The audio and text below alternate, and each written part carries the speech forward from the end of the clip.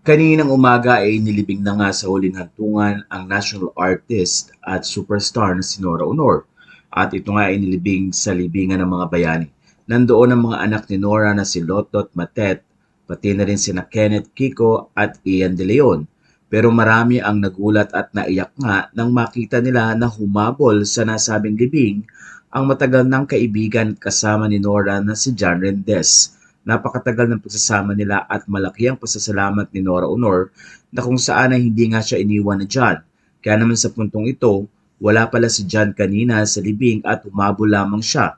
Ayon sa mga nakakita, hinintay pa ni John na makaalis ang pamilya ni Nora Honor bago nito lapitan ang nasabing hukay at doon nga ay umiiyak si John. Kaya naman hindi ring napigilang malungkot ng mga Noranians nang makita ang ginawa na ito ni John Rendez. Ayon sa kanila, sana daw ay makarecover ng maayos si John sa pagkawala ni Nora Honor na napakatagal niyang nakasama.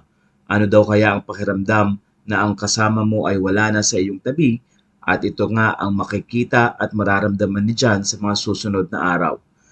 Matatandaang sa 70th birthday ni Nora Honor, hiniling niya sa kanyang mga anak na sana'y magkaroon din ng pagkakataong maging close ito kay John Rendez. Pero pagkalipas nga ng panahon ay makikitang lumalapit na rin si Matet at si Ian De Leon kay John. Ilan din ang nagsabing isinasaalang-alang pa rin ni John Rendez ang mga anak ni Nora Honor at ang mga fans naman ay hangang-hanga din sa pag-aalaga na ginawa ni John kay Nora sa mahabang panahon. Kaya naman marami ang nagwi-wish kay John Rendez na maging maayos pa rin ang buhay nito sa kabila ng malaking kawalan ni Nora Honor sa kanya.